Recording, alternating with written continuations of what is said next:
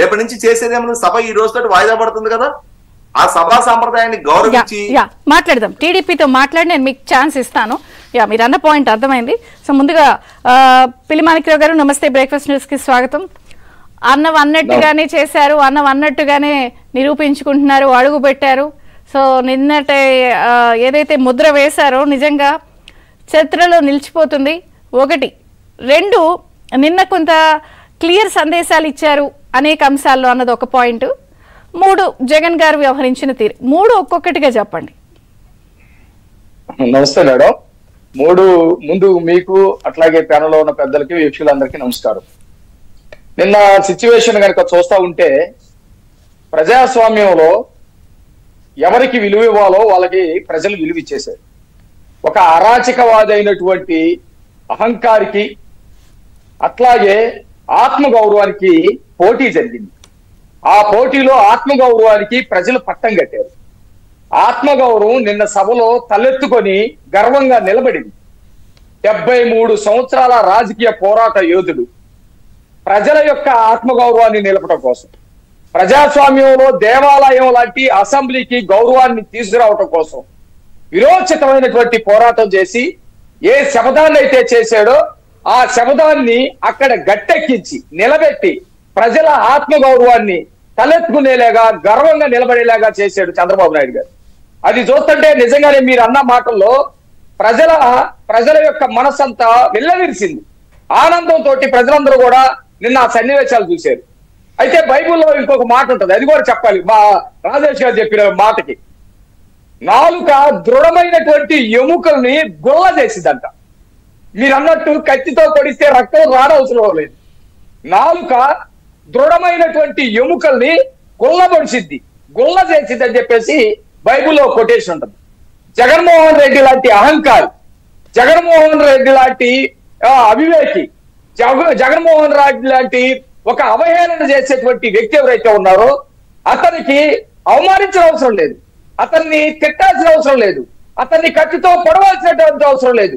నా భార్యని, స్త్రీ జాతిని అవమానించారు కాబట్టి మిమ్మల్ని కూడా అవమానిస్తామని అనవసరం లేదు. చంద్రబాబు నాయుడు గారి నాలుక ఏదైతే ఉందో అతన్ని ఏమి అనకండి, అతన్ని మనం గౌరవిద్దాము అంటే జగన్మోహన్ రెడ్డి ఎముకలు గుల్లైపోయినట్టే, ఆయన ఒళ్ళంతా చెమట్లు పెట్టుంటే అని చెప్పేసి నేను భావిస్తా ఉన్నాను. ఎందుకంటే ప్రజలకి దేవాలయం అసెంబ్లీ. ఈ అసెంబ్లీని దాదాపు 5 సంవత్సరాల పాటు అవమానాలకి, అవహేళనలకి, స్త్రీ జాతిని కించపరచడానికి, ముసిముసిని నవ్వులు నవ్వుకోవటానికి, వికారపు శాస్త్రలు చేయటానికి ఉపయోగించుకున్నటువంటి పరిస్థితి ఒక పక్కన కనపడింది.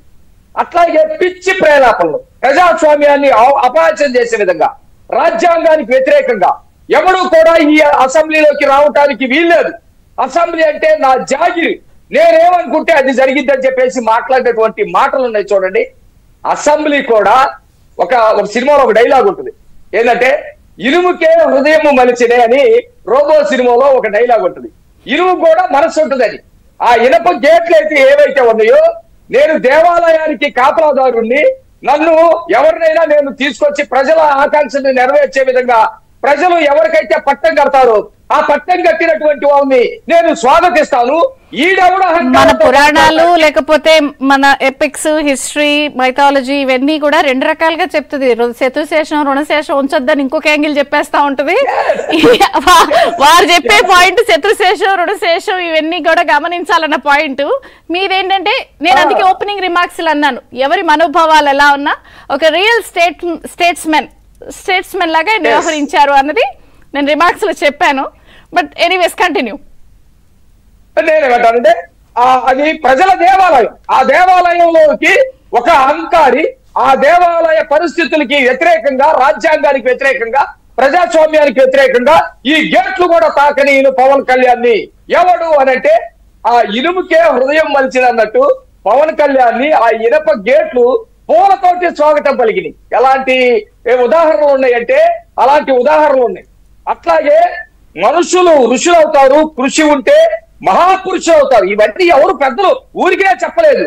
74 సంవత్సరాల వయసులో చంద్రబాబు నాయుడు గారు ఏ ప్రజలైతే అవమానానికి గురయ్యారో ఆ ప్రజల వైపు ఉన్నారు, ఏ ప్రజలైతే అత్యాచారాలకు గురయ్యారో ఆ ప్రజల వైపు ఉన్నారు, ఎక్కడ సమాజంలో సహజ వనరులు దోపిడీ అవుతున్నాయో అక్కడ ప్రజల వైపు నిలబడ్డారు. ఇన్నిటి వైపున నిలబడి 74 సంవత్సరాల వయసులో కృషి పట్టుదలతోటి మీరు ఇంత పెద్ద మనసుతో ఇంత ప్రజాస్వామ్యం నిలబడాలి, వాళ్ళ మైండ్ సెట్ ఇన్ని చేశారు కదా, వాళ్ళు నిలుపుకున్నారా? కనీసం సభలో కాసేపు కూర్చున్నారా? సభా మర్యాదను పాటించారా?